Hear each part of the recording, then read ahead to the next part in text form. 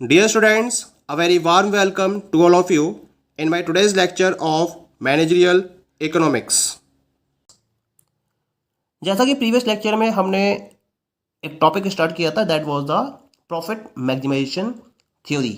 और इस profit maximisation theory में हमने इसके कॉन्सेप्ट को डिस्कस किया था, इनके एजम्पशंस को डिस्कस किया था, और इसके अंदर हमने profit maximisation under perfect competition इस टॉपिक को भी इसमें डिस्कस किया था। क्योंकि मैंने आपको बताया था कि जब हम प्रॉफिट मैक्सिमाइजेशन की बात करते हैं तो जो प्रॉफिट मैक्सिमाइजेशन थ्योरी है, या फिर इसको हम नियो क्लासिकल थ्योरी का भी नाम देते हैं, ये जो थ्योरी है वो दो पर्टिकुलर कंपटीशन यानी कि परफेक्टली कॉम्पिटिटिव फर्म और मोनोपोली कॉम्पिटिटिव फर्म के रेफरेंस में प्रॉफिट मैक्सिमाइजेशन को डिटरमाइन करती है।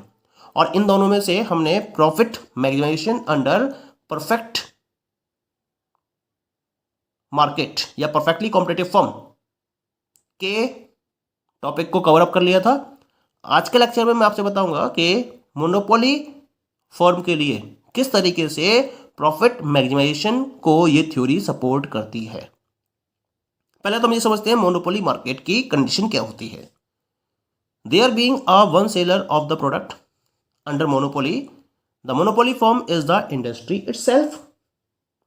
Therefore, the demand curve for the product is downward sloping to the right, given the taste and income of the consumers. It is a price maker which can set the price to its maximum advantage. But it does not mean that the firm can set both price and output. It can do either of the two things.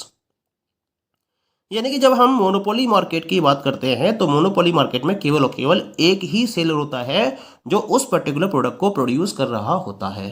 Monopoly दो word है इसके अंदर, mono plus पोली, mono मतलब single और poly मतलब seller. तो जब market में या इंडस्ट्री में केवल और केवल एक ही सेलर है जो उस पर्टिकुलर प्रोडक्ट को प्रोड्यूस कर रहा है, तो हम उस पर्टिकुलर फर्म को मोनोपोली फर्म का नाम देते हैं। और वो जो इंडस्ट्री है वो मोनोपोली इंडस्ट्री हो गई। यानी कि जो सिंगल सेलर है वो अपने आप में एक तरीके से इंडस्ट्री को रिप्रेजेंट कर रहा होता है, वही अपने आप में कंप्लीट इंडस्ट्री होता है जब हम मोनोपोली मार्केट की बात करते हैं। इसका मतलब यह हुआ कि जो मोनोपोली मार्केट है उसके अंदर इसका जो डिमांड कर्व होगा या एवरेज रेवेन्यू कर्व होगा वो डाउनवर्ड स्लोपिंग होगा फ्रॉम लेफ्ट टू राइट, जहां कंज्यूमर का टेस्ट और इनकम आपको दे रखा होगा और उसे हम कांस्टेंट एज्यूम करते हुए चलेंगे। हम ये मानेंगे कि कंज्यूमर की इनकम में कोई चेंज नहीं हो रहा है और उनके टेस्ट और प्रेफरेंस में कोई चेंज नहीं हो रहा है। तो इसके बेसिस पर जो मोनोपोली मार्केट का डिमांड कर्व हमें ऑब्टेन होगा वो डाउनवर्ड स्लोपिंग होगा और इसकी जो डायरेक्शन होगी फ्रॉम लेफ्ट टू राइट होगी।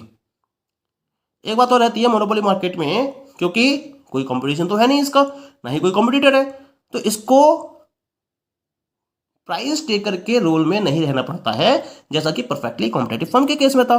यहां ये एक प्राइस मेकर का रोल प्ले करता है जो अपने मैक्सिमम एडवांटेज के पॉइंट ऑफ व्यू से प्रोडक्ट के प्राइस को सेट कर सकता है। ठीक है, लेकिन इसका मतलब ये भी नहीं हो सकता कि जो फर्म है वो प्राइस भी सेट करे और आउटपुट भी सेट करे। दोनों कंडीशंस को वो एक साथ फॉलो नहीं कर सकती। या तो ये प्राइस को सेट करेगी तो आउटपुट ऑटोमेटिकली सेट होगा, या फिर ये आउटपुट को सेट करेगी और प्राइस ऑटोमेटिकली सेट होंगे। दोनों में से किसी एक पर्टिकुलर पॉइंट को ये फोकस कर सकती है। सपोज करिए कि if the firm selects it's output level, यानी कि इसने आउटपुट लेवल को सेलेक्ट कर लिया। अगर ये आउटपुट लेवल को सेलेक्ट करती है तो उस केस में प्रोडक्ट की जो प्राइस है वो मार्केट में प्रोडक्ट की डिमांड के बेसिस पर डिटरमाइन किए जाएंगे। क्योंकि आउटपुट आपने सेलेक्ट कर लिया है ना, तो आउटपुट सेलेक्ट करने के बाद जो इसकी यानी कि सप्लाई आपने फिक्स कर ली कि आपको इतने प्रोडक्ट की सप्लाई करनी है, तो अब जो प्रोडक्ट के प्राइस है वो डिमांड पर डिपेंड करेंगे। अगर डिमांड ज़्यादा होगी तब तो प्रोडक्ट के प्राइस ज़्यादा होंगे, लेकिन अगर डिमांड कम होगी तो प्रोडक्ट के प्राइस आपको कम रखने ही पड़ेंगे। लेकिन दूसरी तरफ एक कहानी और बनती है कि अगर फर्म अपने प्रोडक्ट के प्राइस को सेट करती है तो प्रोडक्ट के प्राइस को सेट करने के पॉइंट ऑफ व्यू से अब क्या होगा, जो आउटपुट है वो कंज्यूमर्स के द्वारा डिटरमाइन किया जाएगा, क्योंकि कंज्यूमर्स अब डिसाइड करेंगे कि उस पर्टिकुलर प्राइस पर उन्हें प्रोडक्ट की कितनी क्वांटिटी परचेज करनी है। किसी भी सिचुएशन की बात करी जाए, चाहे फर्म जो मोनोपोली फर्म है वो आउटपुट लेवल को डिसाइड करती है या फिर वो पर्टिकुलर प्रोडक्ट के प्राइस को डिसाइड करती है, वो इस तरीके से इस डिसीजन को फाइनलाइज करेगी जिससे कि वो अपने प्रॉफिट को मैक्सिमाइज कर सके। उसका अल्टीमेट एम क्या होगा? अपने प्रॉफिट को मैक्सिमाइज करना। Okay, now the condition for equilibrium of the monopoly firm are as follows. यानी कि अगर मुझे मोनोपोली फर्म की इक्विलिब्रियम कंडीशन को डिटरमाइन करना हो जहां पर ये अपने प्रॉफिट को मैक्सिमाइज करेगी, तो ये दो कंडीशंस हैं इसके लिए। The very first condition is marginal cost must be equal to marginal revenue, और ये जो मार्जिनल रेवेन्यू है वो एवरेज रेवेन्यू से कम होना चाहिए या फिर एवरेज रेवेन्यू इस मार्जिनल रेवेन्यू से ज़्यादा होना चाहिए। और सेकेंड कंडीशन है जो एमसी कर्व है, it cuts the MR curve from below, यानी कि बिलो से कट करते हुए जाना चाहिए। ये सेकेंड कंडीशन रहती है इक्विलिब्रियम कंडीशन को ऑब्टेन करने के लिए। अब हम इस इक्विलिब्रियम कंडीशन को किस तरीके से डिटरमाइन करते हैं जिसके बेसिस पर मोनोपोली कॉम्पिटिटिव फर्म अपने प्रॉफिट को मैक्सिमाइज करने की पोजीशन में आ सकती है। इसको हम एक ग्राफ के मीडियम से कुछ इस तरीके से रिप्रेजेंट कर सकते हैं। तो यहां मैंने एक्स एक्सिस पर रिप्रेजेंट किया है आउटपुट को और बाई एक्सिस पर रिप्रेजेंट किया है मैंने प्राइस, रेवेन्यू और कॉस्ट को। ठीक है, तो this is the average revenue curve. इसका स्लोप कैसा है? The slope of this curve is downward from left to right. ठीक है, इसके साथ साथ मैंने इसके मार्जिनल रेवेन्यू कर्व को शो किया है। इसका जो मार्जिनल रेवेन्यू कर्व है वो एवरेज रेवेन्यू कर्व से कम होगा, क्योंकि ये कंडीशन ऑफ इक्विलिब्रियम है कि मार्जिनल रेवेन्यू एवरेज रेवेन्यू से कम होना चाहिए। तो ये मार्जिनल रेवेन्यू कर्व हो गया आपका। ठीक है, now we come to the average cost curve. This is the average cost curve of the firm. जैसे मैं एसी से रिप्रेजेंट कर रहा हूँ, ये एसी क्या है? एआर से कम है, क्योंकि अगर प्रॉफिट को रिप्रेजेंट करना है तो आपको एवरेज रेवेन्यू ज़्यादा रखना पड़ेगा, एवरेज कॉस्ट को कम करना पड़ेगा। तो this is the average cost curve of the firm, monopoly firm, and this is the marginal cost curve of the monopoly firm, जो एवरेज कॉस्ट को उसके मिनिमम पॉइंट से इंटरसेक्ट करते हुए आगे बढ़ जाता है। इनिशियली मार्जिनल कॉस्ट कम होता है, एवरेज कॉस्ट ज़्यादा होता है, और कट करने के बाद मार्जिनल कॉस्ट ज़्यादा हो जाता है और एवरेज कॉस्ट कम हो जाता है। ठीक है, अच्छा, अब हम बात करते हैं कि किस तरीके से इक्विलिब्रियम पॉइंट को डिटरमाइन किया जाएगा। तो पहली कंडीशन हम फाइनलाइज करते हैं यहाँ पर, M R must be equal to M C. तो देखिए ये है marginal revenue curve and this is the marginal cost curve. Both are intersecting at this point E. इस पॉइंट ई पर इंटरसेक्ट कर रहे हैं, तो ये जो पॉइंट ई है ये कहलाएगा इक्विलिब्रियम पॉइंट। इस पॉइंट के करस्पॉन्डिंग मैंने एक परपेंडिकुलर को ड्रॉ कर दिया। ये क्या कर रहा है? इस एवरेज रेवेन्यू कर्व को P1 पॉइंट पर इंटरसेक्ट कर रहा है, या P1 पॉइंट पर ये इसको टच कर रहा है। इस P1 से मैंने परपेंडिकुलर डाल दिया और ये मेरे पास आ गया प्राइस OP। यानी कि जो मोनोपोली फर्म है वो इस OQ आउटपुट को प्रोड्यूस करेगी और इसे P1Q प्राइस पर सेल करेगी। ये किसके बराबर हो जाएगा? OP प्राइस, या फिर OP प्राइस पर सेल करेगी। और इस OP प्राइस पर OQ क्वांटिटी को सेल करते हुए मोनोपोली फर्म अपने मैक्सिमम प्रॉफिट को अचीव करेगी। अगर ये फर्म क्या करेगी? इससे ज़्यादा आउटपुट प्रोड्यूस करेगी।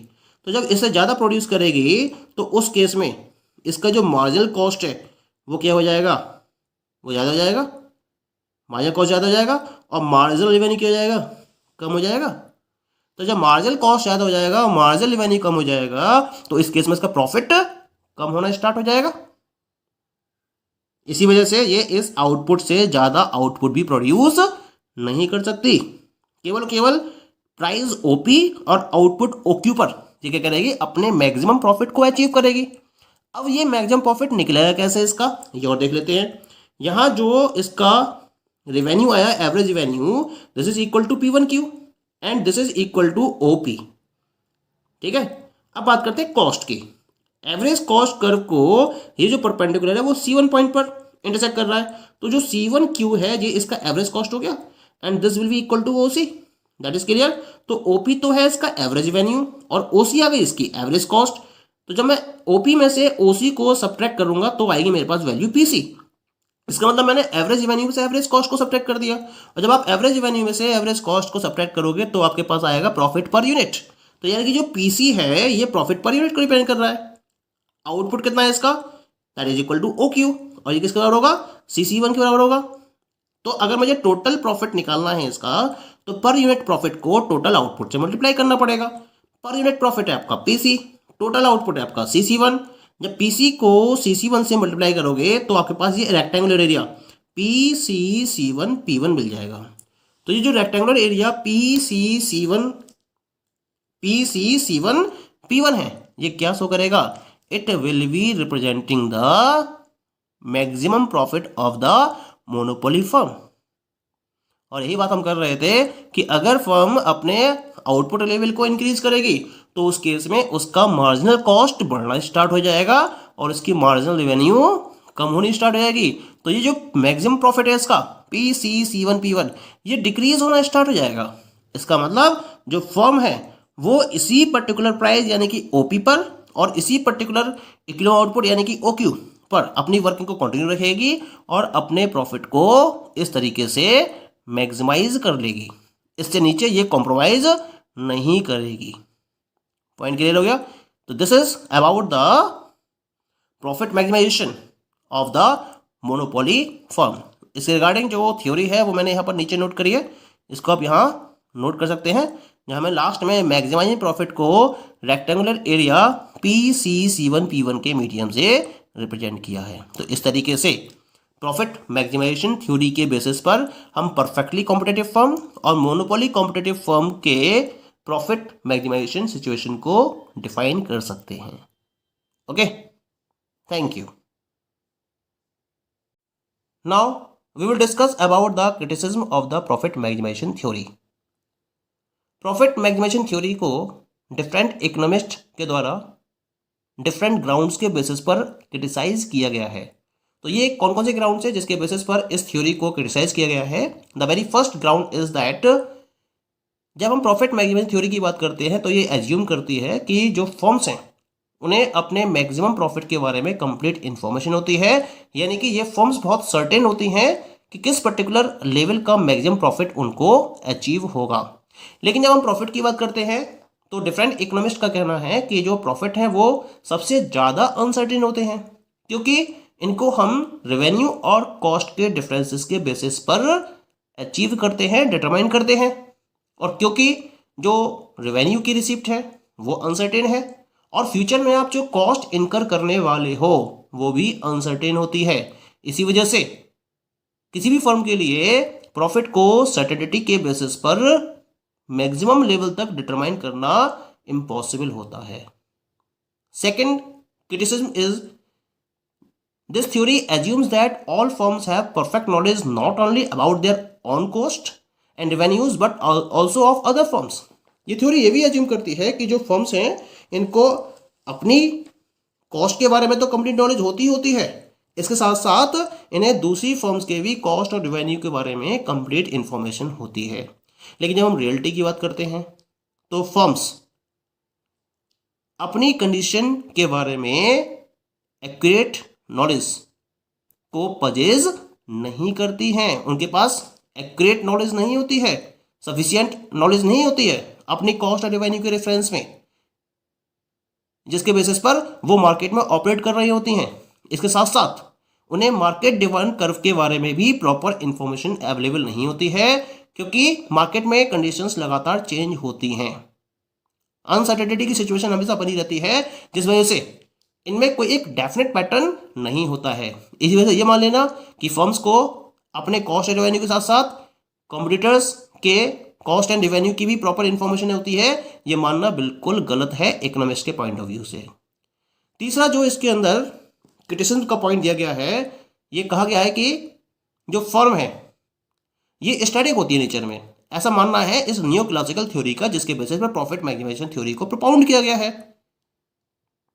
लेकिन जो थ्योरी है वो ये नहीं बताती है कि जो प्रॉफिट मैक्सिमाइजेशन है वो शॉर्ट पीरियड ऑफ टाइम के लिए है या लॉन्ग पीरियड ऑफ टाइम के लिए है, क्योंकि ये शॉर्ट पीरियड और लॉन्ग पीरियड में कोई भी डिफरेंस क्रिएट नहीं करती है। इसके साथ साथ जो न्यू क्लासिकल थ्योरी है ये आइडेंटिकल और इंडिपेंडेंट टाइम पीरियड को फॉलो करती है। जो डिसीजंस हैं ये माना जाता है इस थ्योरी में कि जो जितने भी डिसीजंस फॉलो किए जाते हैं वो टेम्परली इंडिपेंडेंट होते हैं, इंडिपेंडेंट कंसीडर करते हुए डिसीजंस फोकस किए जाते हैं इस थ्योरी के अकॉर्डिंग। लेकिन जब हम प्रैक्टिकली बात करते हैं, फैक्चुअल बेसिस पर बात करते हैं, तो जो डिसीजंस होते हैं वो टेम्परली क्या होते हैं, इंटरडिपेंडेंट होते हैं, इंडिपेंडेंट नहीं होते हैं बल्कि इंटरडिपेंडेंट होते हैं। जो बाकी कॉम्पिटिटिव फर्म्स है मार्केट में वो किस तरीके से अपने डिसीजंस को फाइनलाइज कर रही हैं, उसके बेसिस पर फर्म अपनी स्ट्रेटजी या अपने डिसीजन मेकिंग को फाइनलाइज करती है। तो इंडिपेंडेंट बेसिस पर डिसीजंस को फाइनलाइज नहीं किया जाता बल्कि इंटरडिपेंडेंस के बेसिस पर डिसीजंस को फाइनलाइज किया जाता है। ये इसकी एक सबसे बड़ी क्रिटिसिज्म रही, सबसे बड़ा ड्रॉबैक रहा। या फिर हम ये भी कह सकते हैं कि जब कोई भी फर्म किसी भी डिसीजन को फोकस करती है, किसी एक पर्टिकुलर पीरियड ऑफ टाइम में जो भी डिसीजन उसके द्वारा लिया जाता है ये पास्ट पीरियड के बेसिस पर फोकस किया जाता है। यानी कि पास्ट पीरियड में इस डिसीजन के रिगार्डिंग इसको क्या अचीवमेंट्स रहे, इसके बेसिस पर प्रेजेंट में डिसीजन को फाइनलाइज किया जाता है। और प्रेजेंट में जो डिसीजन लिया जाता है वो फ्यूचर डिसीजन को कंप्लीटली इन्फ्लुएंस करेगा। तो यहाँ प्रेजेंट, पास्ट और फ्यूचर में लिए गए जो डिसीजंस है वो एक दूसरे को इन्फ्लुएंस जरूर करते हैं, यानी कि इंटरडिपेंडेंस होती है। आज की डेट में आपको कोई भी डिसीजन फाइनलाइज करना है तो पहले आप पास्ट में देखोगे कि पास्ट में क्या डिसीजंस लिए गए थे, उसके अकॉर्डिंग आप प्रेजेंट में डिसीजंस को फाइनलाइज करोगे। और अगर आपको फ्यूचर में कोई डिसीजन लेना होगा तो उसके लिए आप प्रेजेंट के डिसीजन को कंसिडर करोगे। तो कहीं ना कहीं आप क्या कर रहे हो, तीनों प्रेजेंट टाइम में, पास्ट टाइम में और फ्यूचर टाइम में जो डिसीजंस लिए गए हैं इनको कोरिलेट करते हो। तो इंटरडिपेंडेंस रहती है यहाँ पर, जबकि न्यू क्लासिकल थ्योरी में इंटरडिपेंडेंस को कंप्लीटली इग्नोर कर दिया गया। ठीक है, नेक्स्ट वन इज द, ये थ्योरी एज्यूम करती है कि फर्म का केवल सिंगल ऑब्जेक्टिव होता है और वो होता है प्रॉफिट मैक्सिमाइजेशन। लेकिन प्रैक्टिकली देखा जाए तो जो फर्म है उनके मल्टीपल ऑब्जेक्टिव्स होते हैं प्रॉफिट मैक्सिमाइजेशन के साथ साथ, जैसे सेल्स को मैक्सिमाइज करना, आउटपुट को मैक्सिमाइज करना, यूटिलिटी को मैक्सिमाइज करना, सेटिस्फैक्शन को मैक्सिमाइज करना या फिर ग्रोथ को मैक्सिमाइज करना। और इन पर्टिकुलर ऑब्जेक्टिव्स को इस थ्योरी में कंप्लीटली इग्नोर किया गया है। And the last one is the profit maximisation objective has been retained for the perfectly monopoly and monopolistic competitive firm, but it has been abandoned in the case of the oligopoly firm। यानी कि जो theory है वो complete market structure के reference में profit maximisation के concept को declare नहीं करती है। ये केवल परफेक्टली मोनोपोली और मोनोपोलिस्टिक कॉम्पिटिटिव फर्म के रेफरेंस में प्रॉफिट मैक्सिमाइजेशन के ऑब्जेक्टिव को प्रॉपर्ली क्लैरिफाई करती है, लेकिन ओलिगोपोली फर्म के रेफरेंस में ये प्रॉफिट मैक्सिमाइजेशन को प्रॉपर्ली डिफाइन नहीं करती है। ये भी एक इसका सबसे बड़ा ड्रॉबैक रहा, क्रिटिसिज्म रही इस पर्टिकुलर थ्योरी की। So these all are the different criticism of profit maximisation theory. Okay, thank you.